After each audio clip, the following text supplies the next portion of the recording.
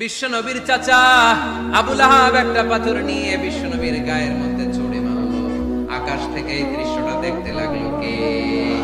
সাথে সাথে আল্লাহ আয়াত নাজিল করে দিয়ে ধমক দিলেন, তাব্বাত ইয়াদা আবি লাহাবিন ওয়া তাব্বা।